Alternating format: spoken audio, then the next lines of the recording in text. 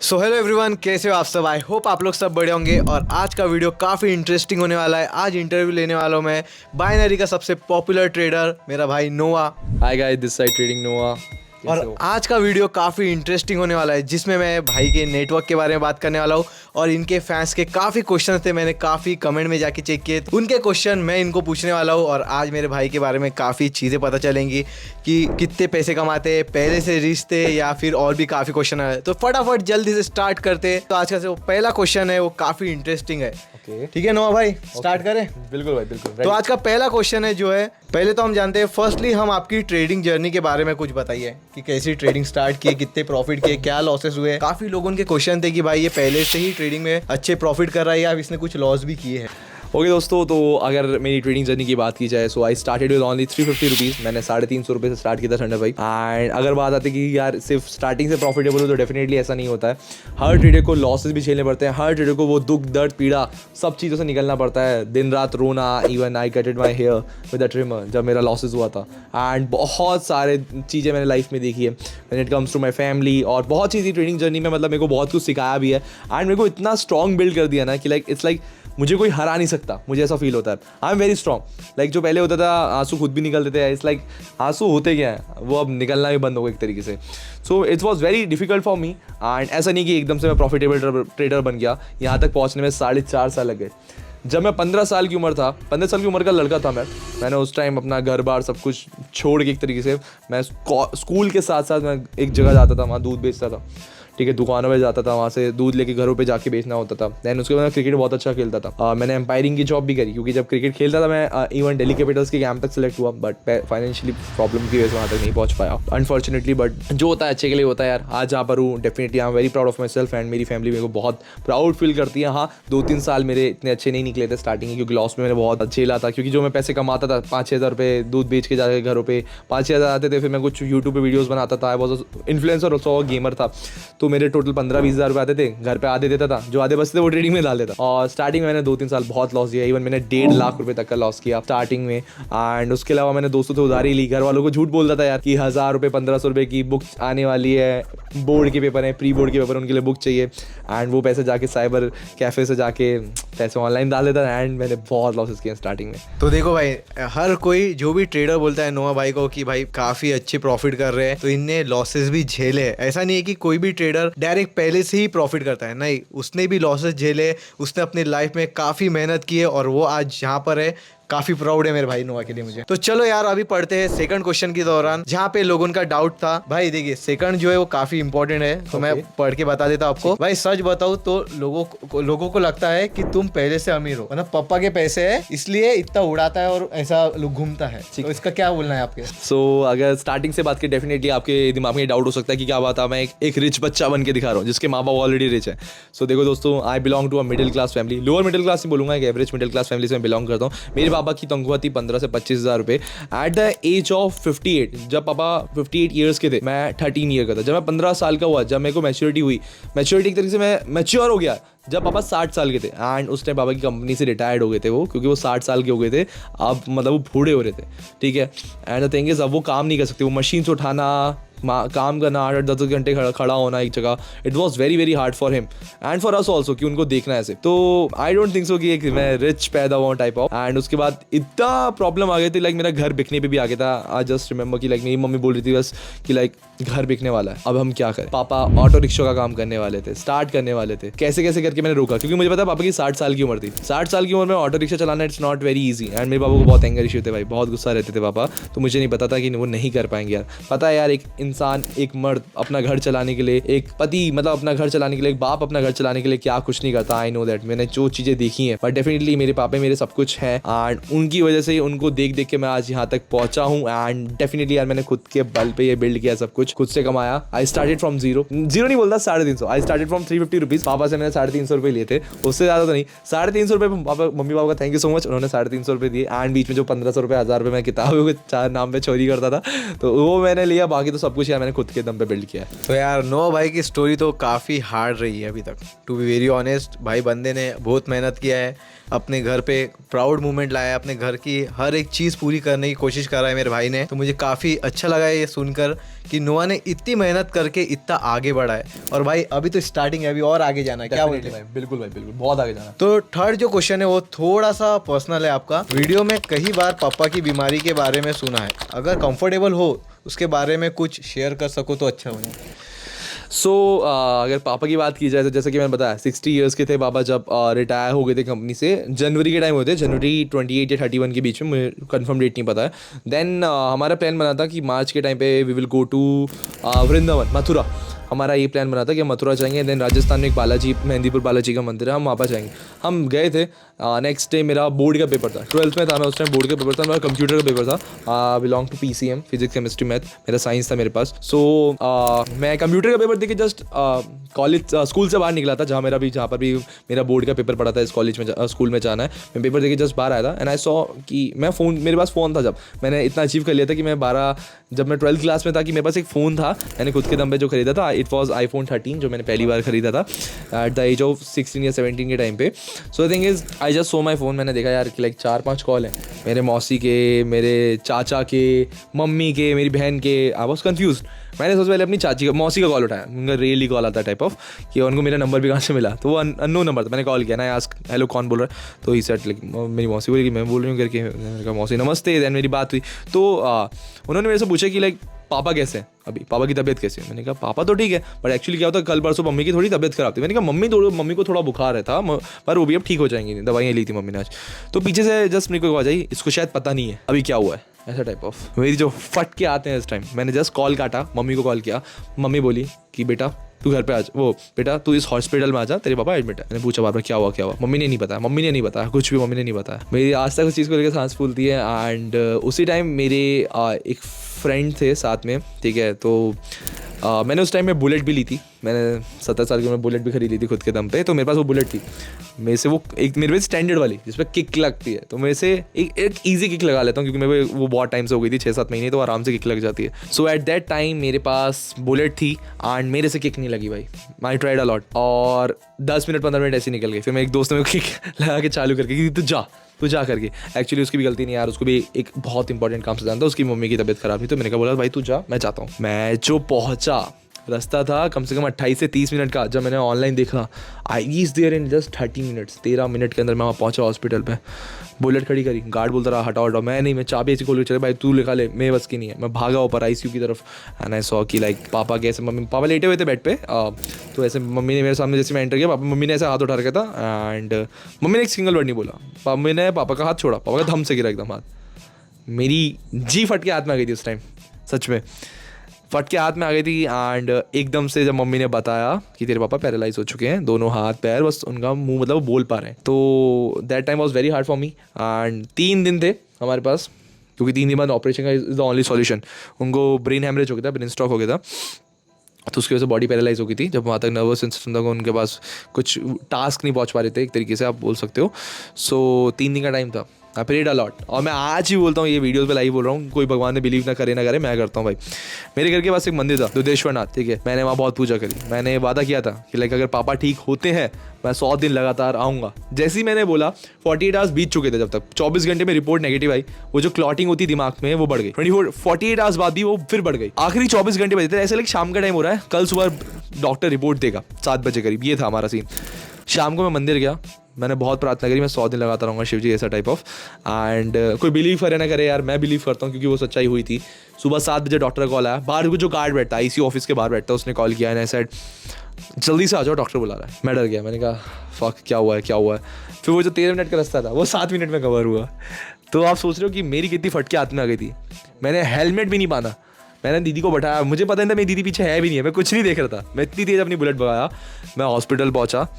जैसे ही हॉस्पिटल पहुँचा, मैं और मेरी दीदी रोना चालू, पापा ठीक है नहीं, चिल्ला रहे जोर की, पापा ठीक है नहीं है, पापा ठीक है नहीं है।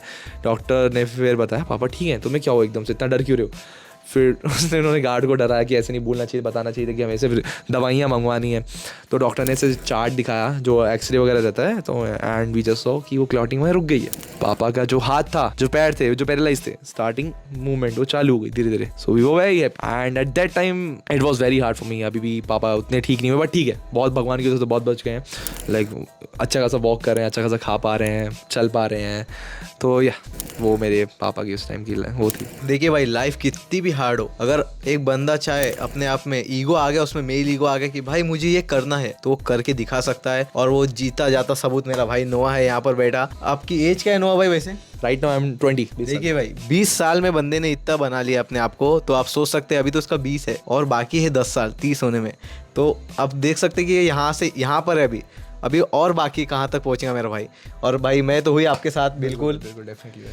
तो यार चलो बढ़ते हैं आगे, थोड़ा इमोशनल था ये टॉपिक, मैं खुद इमोशनल हो चुका हूँ। तो बढ़ते हैं अभी नेक्स्ट क्वेश्चन पे।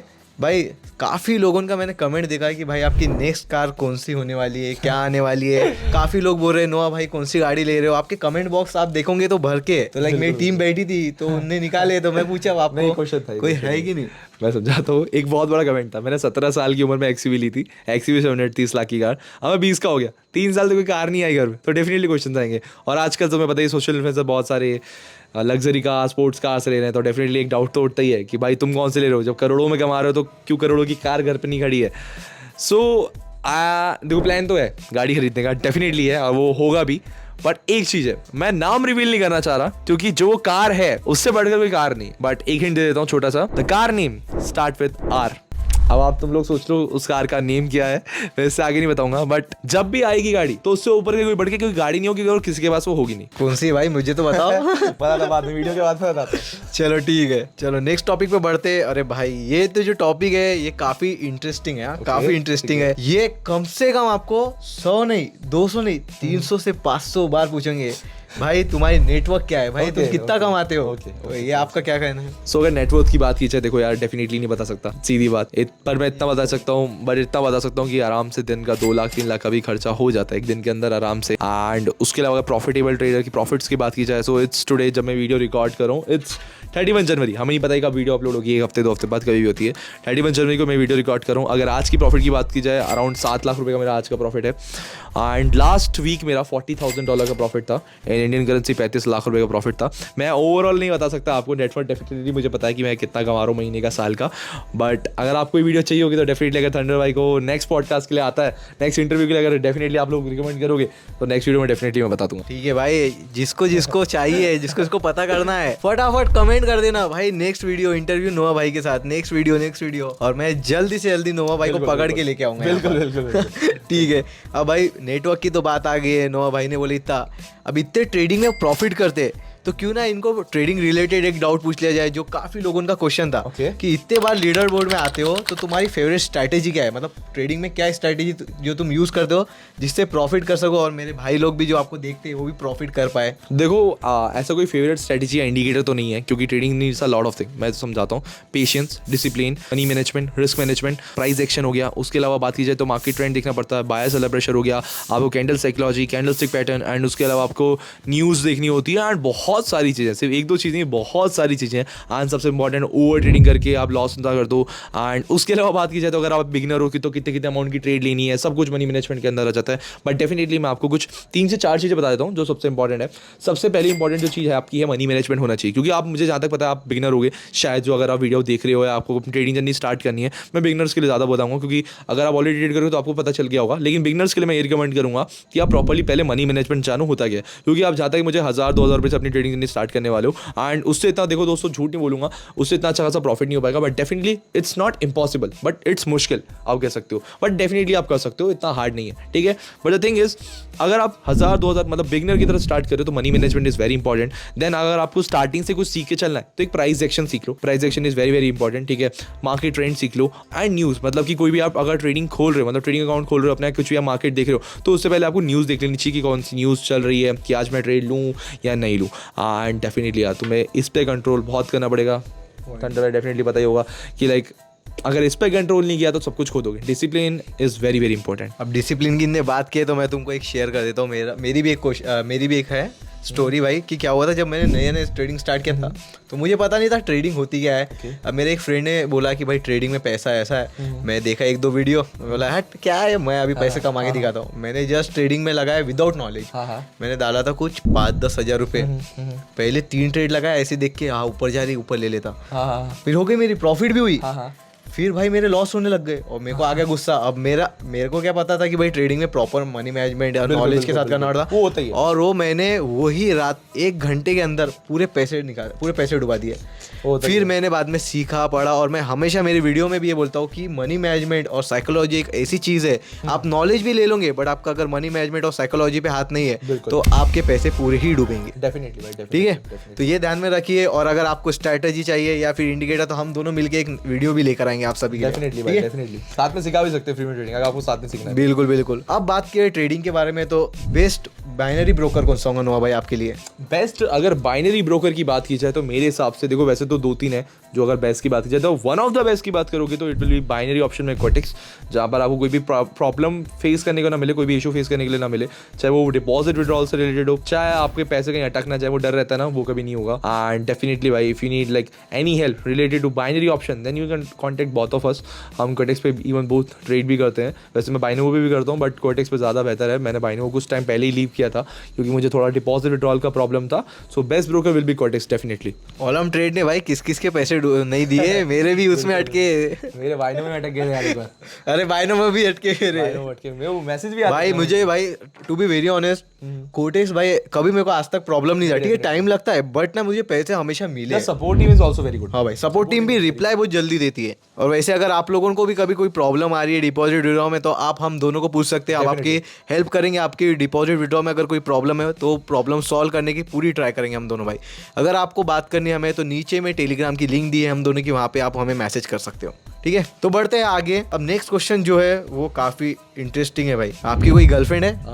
करेंटली नॉट, अभी कोई गर्लफ्रेंड नहीं है, और ऐसे झूठ तो नहीं बोलूंगा, हाँ एक्स थी जरूर, but it was a very toxic relationship and it was very hard for me to leave, but definitely yeah it's feel more better now. क्योंकि एक तरीके से आप रहता है, एक कहते हैं संबंध में आप बंध जाते हो तो you can't focus on both the thing together. I am not saying अगर आपको ट्रेडिंग करनी तो आपकी गर्लफ्रेंड होनी ज़रूरी है नहीं, बट इट डिपेंड्स कि वो आपको मेंटलिटी आप उसके बाद ठीक हो पा रहे हो, मतलब आप दिमाग सही हो या नहीं हो, और उसके अलावा आप प्रॉपरली दोनों चीज़ को टाइम दे पा रहे हो नहीं दे पा रहे हो। Actually thing is as a trader I don't have that much time, तो it was not good with my past relationship and definitely right now I am not focusing on that thing, that shit really, क्योंकि मुझे अभी focus अपने आप पे करना है, अपने माँ बाप के सपने पूरे करना है। तो ये अभी 20 साल की उम्र में कुछ भी अचीव किया हो मेरे लिए कुछ नहीं है, मुझे और आगे बहुत कुछ करना है अभी। ये काफ़ी अच्छा लगा कि मम्मी पापा के सपने पूरे करने, और ये काफ़ी अच्छा लगा मुझे। ठीक है, तो लास्ट क्वेश्चन जो है एंड कंक्लूजन एंड वार्निंग क्या आप देना चाहोगे ट्रेडर के लिए जो एक नया बिगनर है जो ट्रेडिंग स्टार्ट कर रहा है, जिसे प्रॉफिट करना चाहिए, तो प्रॉफिट में क्या क्या ध्यान में रखना चाहिए और क्या क्या नॉलेज पे फोकस करना चाहिए? सो थिंग इज अगर मेरी ऑडियंस मेरे को जानती है या नहीं भी जानती है तो बहुत से लोगों ने मेरे को देखा होगा कि लाइक मेरे पे ये है वो है, एक दिन का 50 लाख का प्रॉफिट है, ये है वो है, बट इससे तुम मोटिवेट हो सकते हो, लेकिन इससे तुम ये गारंटी वाली चीज़ दिमाग में मत डालो, ये 100% ही गारंटी हो। ये मैं तुम्हें वार्निंग देना चाहूँगा कि trading involves risk, everything involves risk भाई, हर चीज़ में। तुम अगर कोई फ़ोन ले रहे हो वो तुम्हारे काम आएगा नहीं आएगा, इट इन्वॉल्व्स रिस्क। तुम अगर पढ़ाई कर रहे हो, सीधी बात, अगर घर वालों ने तुम पे इन्वेस्ट तो कर दिया पढ़ाई पे, पर तुम पढ़ाई कर रहे नहीं कर रहे वो तुम पे डिपेंड है, तुम्हें टीचर अच्छे मिले नहीं मिले उस पर डिपेंड है, फिर तुम अच्छी जगह जहाँ भी तुम्हें अपॉर्चुनिटी मिल रही है, जॉब मिल रही है, वो अच्छी सैलरी दे रही नहीं दे रही, हर जगह रिस्क है। तो trading also involve risk. So thing is ये मैं आपको वार्निंग दूंगा, कभी भी एक तो ओवर ट्रेडिंग मत करो, पहली चीज़। दूसरी चीज़, आप कभी भी डीमोटिवेट नहीं होना ट्रेडिंग में। थर्ड थिंग इज आपको स्टार्टिंग में लॉसेस भी देखने को मिलेंगे, बट उन लॉसेस से घबराना बिल्कुल नहीं है। मैं देख लूँ 2 साल 3 साल छीलता रहा, चौथे साल पूरा मार्केट पेल दिया एक तरीके से, समझ रहे हो? So that's the thing. चलो भाई, नोआ भाई ने तो अपने बारे में बता चुके, बट मैं साथ ही साथ एक और चीज़ बताना चाहूँगा कि ये बंदे ने अपने मतलब 20 साल में भाई, 20 साल में लोग क्या करते हैं, लाइक गर्लफ्रेंड बनाना है, कॉलेज में रोला जमाना है, लाइक आपको तो पता ही है रोला एंड ऑल, बट फोकस इसने बंदे ने किया अपने आप पे, ट्रेडिंग पे फोकस किया, अपने मम्मी पापा के सपने पूरे करने फोकस किया। तो भाई एक बंदे से इससे आपको सीखना चाहिए कि भाई अगर आप में चाह है तो वहाँ रहा है, मतलब आपको अगर फोकस है कि मुझे यही करना है तो आपको मंजिल अपने आप मिलना चालू हो जाएंगी। ठीक है, और साथ ही साथ एक और चीज़ मैं बताना चाहूँगा कि भाई जो गरीब घर से जो ट्रेडिंग स्टार्ट करना चाहते हैं, जो प्रॉफिट करना चाहते हैं, तो भाई वो लोग लोन बिल्कुल मत लेना। लाइक वो सबसे गलत चीज़ है ट्रेडिंग स्टार्ट करने के लिए। मैं पर्सनली बताऊँ तो मैंने भी जॉब किया, पैसे जमाए एंड देन फिर मैंने ट्रेडिंग स्टार्ट की, फिर मैंने प्रॉफिट किए, लॉस किए, मैंने भी बहुत लॉस किया आपके जैसा। बट मैंने एक टाइम आया कि भाई मेरा था कि मैंने पैसे तो डुबा दिए, तो मैं लाइक अपने बहुत रो रहा था मम्मी के पास। अब मैं बता नहीं सकता कि क्यों रो रहा, कि मैंने अपने इतने पैसे लाइक कुछ ऑलमोस्ट 2 लाख रुपए गए थे। तो 2 लाख रुपए जाना और वो टाइम पे जाना मतलब बहुत बड़ी बात होती है। तो इसलिए मैं यही बोलूँगा कि लोन तो बिल्कुल भी मत लेना, साथ ही साथ नॉलेज पे फोकस करो भाई। ट्रेडिंग में जो सबसे इंपॉर्टेंट है होता है नॉलेज, बिल्कुल, मनी मैनेजमेंट, ओवर ट्रेडिंग नहीं करना, साइकोलॉजी अपनी अच्छी रखना और हर दिन कुछ ना कुछ ट्रेडिंग के बारे में सीखते रहना। ट्रेडिंग एक स्किल्स है, वो एक दिन में आपको नहीं आ जाएंगी, स्किल्स धीरे धीरे ग्रो होती है, इंप्रूव होती है। तो आई होप आपको ये इंटरव्यू अच्छा लगा होगा। अगर आपको सेकंड पार्ट चाहिए जहाँ पे नोआ भाई अपने नेटवर्क के बारे में बताएंगे और भी काफ़ी क्वेश्चन मैं इनसे पूछूंगा, अगर आपको वीडियो चाहिए तो प्लीज़ वीडियो को लाइक कीजिए, कमेंट कीजिए पार्ट 2 करके, और मैं जल्दी से जल्दी सेकंड इंटरव्यू लेके आऊँगा मेरे भाई नोआ के साथ। और साथ ही साथ अगर आप मेरे यूट्यूब चैनल पे नए हो तो प्लीज़ वीडियो को लाइक कीजिए, कमेंट कीजिए और सब्सक्राइब करना ना भूलिए। और अगर जाते जाते नोआ भाई कुछ बोलना चाहें।